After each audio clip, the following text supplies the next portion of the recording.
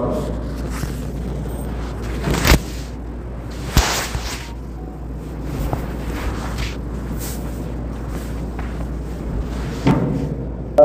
صامت رضی اللہ تعالیٰ عنہ انہ سأل رسول اللہ صلی اللہ علیہ وسلم عن لیلۃ القدر فقال فی رمضان فی عشر الاواخر فإنها في ليلة وتر في 21 أو 23 أو 25 أو 27 أو 29 أو آخر ليلة من رمضان من قامها إيمانا واحتسابا غفر له ما تقدم من ذنبه ومن أماراتها أنها ليلة بلجة صافية ساكنة ساجية لا حالة ولا باردة كان فيها قمر ساطع ولا يحل لذنب أن يرمى به تلك الليلة حتى الصباح ومن أماراتها أن الشمس تطلع سويتها لا شعاع لها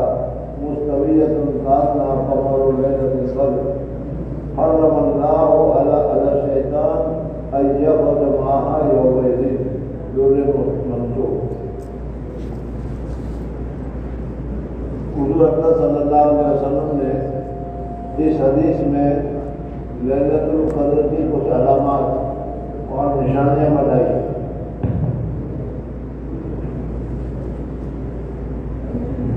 لیلۃ القدر کی کچھ علامات اور نشانیاں بتائی اور بھی بہت ساری نشانیاں ویسے بھی لیلۃ القدر کی دکھائی بھی دیتی ہے. پہلی بات تو اس میں یہ بتائی کہ حضور اکرم صلی اللہ علیہ وسلم سے شب قدر کے بارے میں دریافت کیا گیا تو آپ نے ارشاد فرمایا کہ رمضان کے آخری اشرا کی آخر میں ہے 21 23 25 27 29 یا رمضان کے آخری رات میں جو شخص ایمان کے ساتھ ثواب کی نیت سے اس رات میں عبادت کرے اس کے سب پچھلے گناہ معاف ہو جاتے ہیں.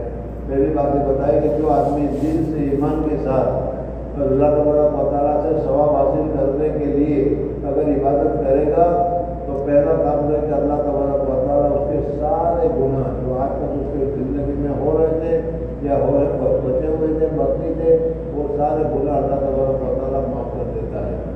آدمی کے زندگی کے سارے گناہ معاف ہو جائے اس سے اور بات کیا اچھی ہو سکتی ہے.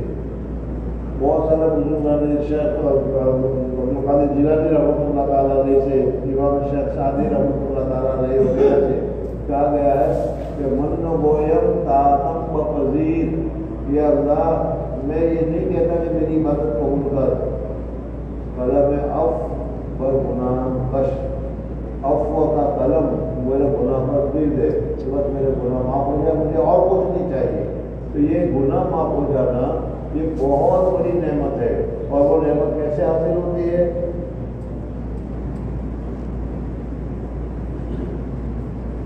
حضرت عبادہ نے نبی کریم صلی اللہ علیہ وسلم سے شب قدر کے بارے میں دریافت کیا تو آپ نے ارشاد فرمایا کہ رمضان کے آخری اشرا کی طاقت میں ہے یا رمضان کی آخری رات میں یعنی 21 22 23 میں ہوگی یا پھر آخری رمضان کی جو آخری رات ہوگی اس آخری رات میں ہوگی. جو شخص ایمان کے ساتھ ثواب کی نیت سے اس رات میں عبادت کرے اس کے پچھلے سب گناہ معاف ہو جاتے ہیں. اس رات کی جملہ علاماتوں میں سے یہ ہے کہ وہ رات کھلی ہوئی چمکدار ہوتی ہے. اللہ جل جلالہ کو لاتعداد بے شمار فرشتے اترتے ہیں. حضرت جبریل علیہ السلام اترتے ہیں اور پوری دنیا میں سب گھوم رہے ہیں. تو ان فرشتوں کی نورانیت کی وجہ سے رات میں ایک قسم کی نورانیت نظر آتی ہے اور ظلمت اور اندھیرا نظر نہیں آتا. وہ رات کھلی ہوئی چمکدار ہوتی ہے, صاف شفاف, نہ زیادہ گرم نہ زیادہ ٹھنڈی, متوسط قسم کی ویدر بھی ہوتا ہے, نہ گرم نہ ٹھنڈا, بلکہ معتدل. گویا کہ اس میں انوارات کی کثرت کی وجہ سے چاند کھلا ہوا ہے, فرشتے بہت سارے آئے ہوئے ہیں اور ہر فرشتے کے ساتھ نور کا تعلق ہے. اس وجہ سے ہر فرشتہ نور کو لے کر آیا ہوا ہے تو ہر جگہ پر नूर फैला हुआ है। इस रात में सुबह तक आसमान के सितारे शयातीन को नहीं माने जाते। आप हजरत ने सुना होगा कि पहले जिन्नात आसमानों पर जाया करते थे और फरिश्तों की जो बातें होती थी वो फरिश्तों की बातें सुनकर वो अपने अपने क्या है मौकिलों को आकर बता दिया करते थे। लेकिन हुजूर अकरम सल्लल्लाहु अलैहि वसल्लम की तशरीफ आवरी हुई तो फिर अल्लाह तबारक व तआला ने इन फरिश्तों को आसमान पर जाना बंद कर दिया, शैतानों को आसमान पर जाना बंद कर दिया। अभी आसमान पर नहीं जा सकते, लेकिन अगर कोई ऐसे ही छुपा छुपाता अगर पहुँच भी जाता है तो फरिश्ता जब देख लेता है तो वहीं से आग का एक गोला मारता है, जिसकी वजह से क्या होता है शैतान जलकर भस्म हो जाता है, खत्म हो जाता है। ये जो हम सितारा गिरना हम देखते हैं, ये सितारा करना असल में यही है कि अल्लाह तबारक व तआला ने जो शैतान बगैर इजाज़त के बगैर वीज़ा के कातिल हो गया था तो उनको वहीं से शुरू करना शुरू कर दिया। लेकिन उसके अलामतों में से ये भी है तो आज की रात जो भी समय कदर होगी, आज की रात इतनी मुबारक रात है कि इसमें शयातीन ऊपर जा नहीं सकते और क्या है फरिश्तों को जो गोले मारने की जरूरत पेश आती है वो गोले मारने की जरूरत भी पेश नहीं आती। दूसरा, उसके बाद की सुबह को यानी रात गुजर गई और फिर इसके बाद अब जो सुबह आएगी उस सुबह को जो सूरज निकलेगा तो सूरज के निकलने के साथ तो बहुत सारी रोशनी सूरज की उसके साथ होगी। लेकिन आज जब सूरज निकलेगा तो चांद की तरह होगा, क्या है बहुत सारी रोशनी उसके साथ निकली हुई नहीं होगी। जैसे चांद निकल गया उसके साथ रोशनी नहीं होती, उसकी नूरानियत होती है, इसी तरीके से ही सूरज होगा। क्यों? इसलिए कि आज इतने फरिश्ते ज़मीन के ऊपर उतरे हैं कि जिसकी वजह से ये सूरज की जो शुआएँ हैं वो फरिश्तों के नूरानियत में सब के सब जज़ब होगी। ये सबसे बड़ी अलामत है कि शब-ए कदर के बाद दिन जो होगा, सूरज जो निकलेगा वो सूरज में जो रोशनी निकलती है वो रोशनी नहीं होगी बल्कि चांद की तरह होगा। अगर ऐसा सूरज दिखाई दे तो समझ लो कि गुज़िश्ता रात लैलतुल थी और चली गई। हज़रत शेखुल हदीस साहब नव्वरल्लाहु मरकज़हू फरमाया करते थे कि बचपन में हम हमेशा इस चीज़ को देखा करते थे कि क्या है सूरज जो है वो चांद की टिकिया की तरह नजर आता है। इसके बाद की सुबह को आफ्ताब बगैर शुआ के शुरू होता है, ऐसा बिल्कुल हमवार टिकिया की तरह होता है जैसा कि चौथी रात का चांद अल्लाह जल्ल शान जिसके आफ्ताब के शुरू के वक्त शैतान को उसके साथ निकलने से रोक दिया है। जिस दिन भी सूरज निकलता है तो शैतान उसके साथ निकलता है और जो लोग सूरज की परस्तिश करते हैं वो सूरज की परस्तिश करते हैं तो शैतान ये समझता है कि मेरी परस्तिश हो रही है, मेरी पूजा हो रही है और वो खुशी मनाता है। लेकिन लैलतुल कद्र की जो सुबह होती है उस लैलतुल कद्र की सुबह के वक्त में शैतान को क्या है निकलने नहीं दिया जाता और वो सूरज के साथ नहीं निकलता। बहरहाल बहुत सारी अलामत है और इनके अलावा बाद अलामत ऐसे भी है जिसका ताल्लुक कष्ट के साथ है, लेकिन है कि वो मिलता है। तमाम चीज़ सर्दे में गिर जाती है, मक्का के दर भी सर्दे में गिर जाते हैं, लेकिन इसका देखने का ताल्लुक कष्ट के साथ होता है। इस आँख की वजह से दिखाई नहीं देता। समंदर का पानी भी मीठा हो जाता है थोड़ी देर के लिए, समझना है, लेकिन इसका ताल्लुक क्या कष्ट के साथ है। अगर तुम दर्जा किनारे पर जाकर हर मिनट में चलते रहो तो वो क्या खारा ही नजर आएगा, वो मीठा नजर नहीं आएगा। बहरहाल लैलतुल कद्र की बहुत सारी निशानियाँ अल्लाह तबारक व तआला ने रखी है। इस हदीस का अव्वल मज़मून तो साबिक़ा रिवायत में जिक्र हो चुका है। आगे तो शब-ए कद्र की चंद अलामत जिक्र की है जिनका मतलब साहब है किसी तवज्जो का मोहताज नहीं।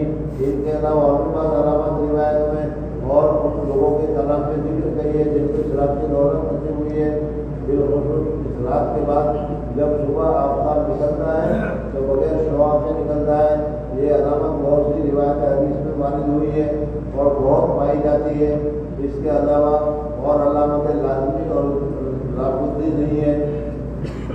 अब्दुल्लाह इब्न अबी लुबाबा कहते हैं कि मैंने रमजान मुबारक की 27वीं शब को समंदर का पानी चखा तो बिल्कुल मीठा था।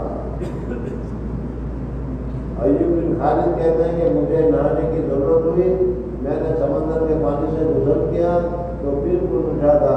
और ये 23 शब का किस्सा है। तो मालूम हुआ कि शब कदर के वक्त में अल्लाह तबारक व तआला पानी को भी मीठा कर देता है। मशाइख में लिखा है शब कदर में हर चीज़ सजदा करती है, लेकिन हर एक का सजदा अपना अलग अलग है। हत्ता के दरख्त जमीन पर गिर जाते हैं और फिर अपनी जगह खड़े हो जाते हैं, मगर ऐसी चीज़ों का ताल्लुक उमूर तशरीह से है जो हर शख्स को महसूस नहीं होते। हज़रत आयशा सिद्दीक़ा रज़ियल्लाहु तआला अन्हा ने हुज़ूर अकरम सल्लल्लाहु अलैहि वसल्लम से पूछा कि या रसूलल्लाह सल्लल्लाहु अलैहि वसल्लम, अगर मुझे मालूम हो जाए कि आज की रात शब कदर है तो मैं क्या दुआ मांगूँ? अन आयशा रज़ियल्लाहु तआला अन्हा क़ालत क़ुल्तु या रसूलल्लाह अरअयता इन अलिमता अय्यु लैलतिन लैलतुल क़द्र मा अक़ूलु फ़ीहा क़ाल क़ुल अल्लाहुम्मा इन्नका अफ़ूव्वुन तुहिब्बुल अफ़्व फ़ीहा क़ाल क़ुल अल्लाहुम्मा इन्नका अफ़ूव्वुन तुहिब्बुल अफ़्व फ़अफ़ू अन्नी। अल्लाहुम्मा इन्नका अफ़ूव्वुन, हे अल्लाह जो माफ़ी को पसंद करने वाला है, तो तुहिब्बुल अफ़्व माफ़ी को पसंद करता है, तो हमारे गुनाहों को माफ़ फरमा दे। हज़रत आयशा ने उनसे पूछा कि या रसूलल्लाह, अगर मुझे शब कदर का पता चल जाए तो क्या दुआ मांगूँ? हुज़ूर अकरम सल्लल्लाहु अलैहि वसल्लम ने अल्लाह से अफ्रीकन दुआ बताई, जिसका तर्जुमा ये है कि अल्लाह तो बेशक माफ़ करने वाला है और पसंद करता है माफ़ करने को, बस माफ़ फरमा दे मुझे भी। निहायत जामे दुआ है। अब तारा अपने लुत्फ़ व करम से आखिरत के मुतालबा से माफ़ फरमा दे तो उससे बढ़कर और क्या चाहिए? मन न गोयम के तादम पकड़ी तलब अफ पर गुनाह कश। हज़रत सुफयान सौरी रहमतुल्लाह अलैह कहते हैं इस रात में दुआ के साथ मशगूल होना ज़्यादा बेहतर है। लैलतुल क़द्र अगर मिल जाए नमाज़ पढ़नी चाहिए, नफ़िल पढ़नी चाहिए, तिलावत करना चाहिए, कौन सा अमल करना चाहिए? हज़रत सुफयान सौरी रहमतुल्लाह तआला अलैह फरमाते हैं कि लैलतुल क़द्र का अगर पता चल जाए तो उस वक्त दुआ में मशगूल होना चाहिए और खूब अल्लाह तबारक व तआला से दुआ करनी चाहिए। सुफयान सौरी कहते हैं कि इस रात की दुआ के साथ मशगूल होना ज़्यादा बेहतर है। और इसमें दूसरी इबादत के इब्न रजब नामे भी बहुत बड़े बुजुर्ग हैं, वो कहते हैं सिर्फ दुआ नहीं बल्कि मुख्तलिफ इबादत में जमा करना अफजल है। नवाफिल भी पढ़ो, दुआ भी मांगो, तिलावत भी करो, जिक्र भी करो, सब इबादतें थोड़ी थोड़ी करो, इसलिए कि जो भी इबादत करोगे वो 13 साल का सवाब लिखा रहेगा। इस वजह से इब्न रजब की राय ये है कि एक ही इबादत नहीं बल्कि मुख्तलिफ इबादतें करनी चाहिए। यही कौल ज़्यादा अकरम है। बहरहाल हुज़ूर अकरम सल्लल्लाहु अलैहि वसल्लम ने रमज़ान की जो खुसूसियत थी ये खुसूसियत लैलतुल क़द्र की वजह से थी। और लैलतुल क़द्र में क्या होना चाहिए और क्या है, क्या दुआ मांगनी चाहिए? अल्लाहुम्मा इन्नका अफ़ूव्वुन करीम तुहिब्बुल अफ़्व फ़अफ़ू अन्नी, जैसे कभी बताया गया है ये आवाज़ से फज़ली ये बताई गई है, ये दुआ मांगते रहना चाहिए। और इनके अलावा भी बहुत सारी दूसरी दुआएँ जो गुज़िश्ता कल हमारे सामने खाते में आई थी। बहरहाल लैलतुल क़द्र जो लोग अशरा का एहतिकाफ करते हैं या जो लोग महीने का एहतिकाफ करते हैं उनको तो ज़रूर लैलतुल क़द्र मिलती है, चाहे पता चले या न चले। और दूसरा फायदा ये भी है कि ये अगर सो भी रहते हो तो सोने में भी उसको सवाब मिलता है। इस वजह से अगर एहतिकाफ करने वाला अगर एहतिकाफ की हालत में रात भर दुआ में भी मसरूफ नहीं हुआ तिलावत में भी मसरूफ नहीं हुआ तो सो ही रहा तो भी अल्लाह तबारक की तरफ से उसको पूरा सवाब मिलता है। बहरहाल लैलतुल क़द्र बहुत ही कीमती रात है और अभी हमारे पास कम से कम 2 या 3 रातें हैं। ये नहीं कि गुजर गई, हो सकता है कि ये 3 में से हो, जैसे कि अभी बताया कि 29 में हो तो 29 के अभी बाकी है और फिर बताया कि रमज़ान पूरा ख़त्म हो गया और आखिरी रात है 29 के बाद वाली रात, तो हमें वो भी हो सकता है कि लैलतुल क़द्र हो। हमें लैलतुल क़द्र के साथ ही इबादत करनी चाहिए। लैलतुल क़द्र है तो उसका सवाब मिलेगा, नहीं है तो अभी हमारी मेहनत का दाव तो मेहनत का बदला तो जाने वाला नहीं है, वो तो अल्लाह तबारक व तआला की तरफ से हमें सवाब मिलने ही वाला है।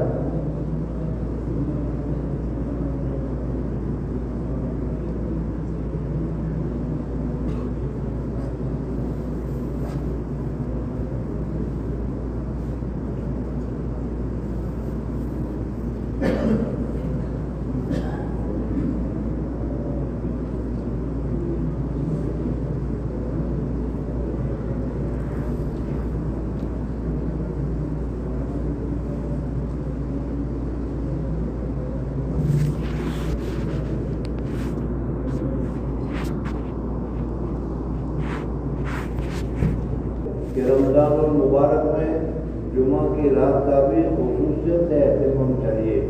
जुमा का दिन वैसे ही बहुत ही बड़ा दिन है और जुमा की रात भी जुमा की वजह से बहुत बड़ी समझ जाती है और रमज़ान में जुमा जो आता है उसकी फजीलत, उसकी बरकत, उसकी नूरानियत और भी ज़्यादा होती है। इसलिए फरमाते हैं कि बुजुर्गों का इरशाद है कि रमज़ान मुबारक में जुमा की रात का भी ख़ुसूसियत से एहतमाम चाहिए कि जुमा और उसकी रात बहुत मुतबरक औकात हैं। अहादीस में उनकी बहुत फजीलत आई है, मगर चूँकि बाद रिवायत में जुमा की रात को क़याम के साथ मखसूस करने की ममानत भी वारिद हुई है, इसलिए बेहतर है कि 1-2 रात को उसके साथ और भी शामिल कर लें। अगर शायद का कहने का मकसद ये है कि सिर्फ जुमा ही की एक रात को हम जो अमल करते हैं उस मस्जिद में जाने का या इस मस्जिद में जाने का, ये अच्छा नहीं है। इसके साथ हमको एक रात और आगे कर लेनी चाहिए जुमा के साथ मेरा या शनिचर आगे 2 दिन वगैरह हो जाए। अकेला एक दिन में एक दिन करने से सिर्फ उस दिन की फजीलत मालूम होती है। इस वजह से फरमाते हैं कि अहादीस में बहुत फजीलत आई है, मगर क्योंकि बाद रिवायत में जुमा की रात को क़याम के साथ मखसूस करने की ममानियत भी वारिद हुई है, अकेले सिर्फ एक रात को, इसलिए बेहतर है कि इस 2 रात को 1 या 2 रात को उसके साथ और भी शामिल कर लें। आखिर में नाज़रीन से लजाजत से दरख्वास्त है कि रमज़ान मुबारक के मखसूस औकात में जब आप अपने लिए दुआ फरमाएँ तो इस शैतान यानी शेखुल हदीस नंबर को भी शामिल फरमाएँ। क्या बईद है कि करीम आका तुम्हारी मुखलसाना दुआ से उसको भी अपनी रज़ा और मोहब्बत से नवाजे। फिर कुछ अशार है, गर्ज में बदकार और नालायक हुए शाह जहाँ, पर तेरे दर को बता छोड़ कर जाऊँ कहाँ। कौन है तेरे सिवा मुझ बेनवा के वास्ते, कश्मकश नाउमीदी की हुआ हूँ मैं तबाह। देख मत मेरी अमल कर लुत्फ पर अपनी निगाह, या रब अपने रहमो एहसानो अता के वास्ते। चरखे इश्या सर बहे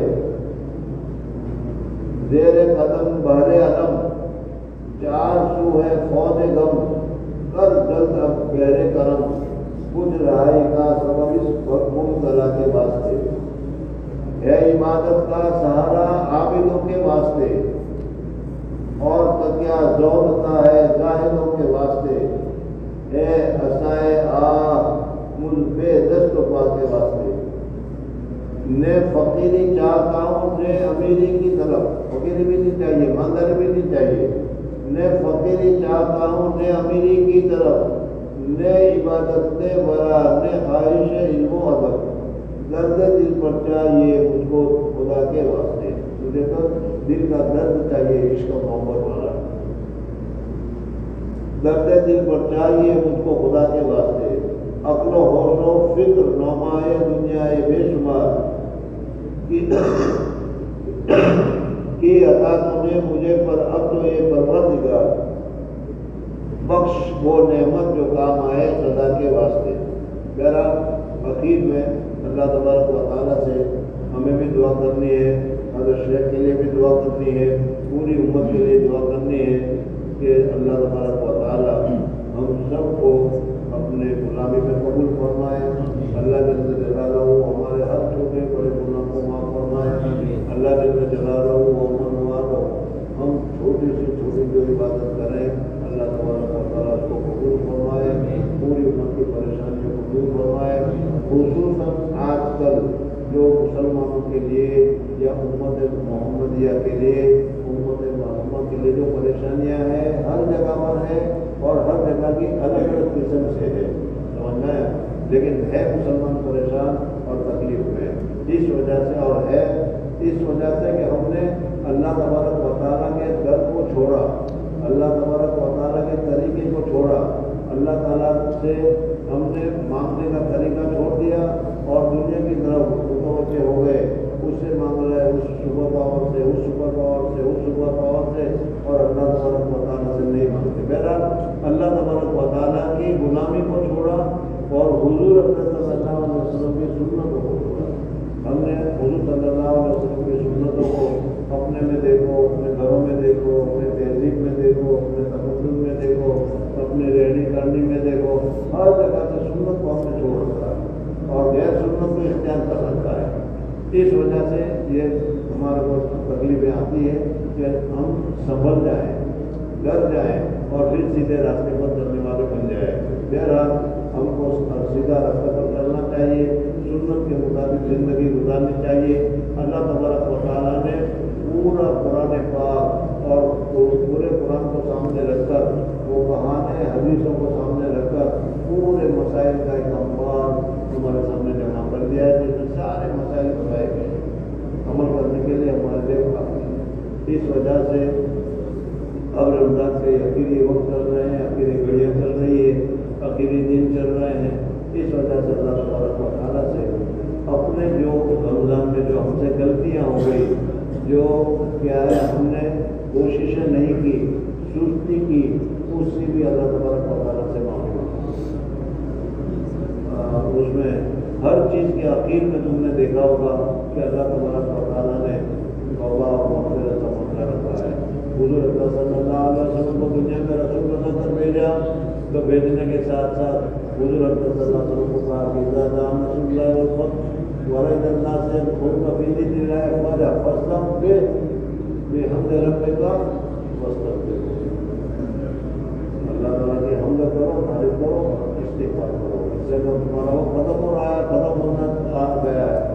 اسی طریقے سے احتکام کرنے والوں کے لیے بھی کہ جب آخری عشر آ جائے تو پھر اس وقت میں کیا ہے استغفار کی طرف زیادہ توجہ کرو، استغفار زیادہ کرو۔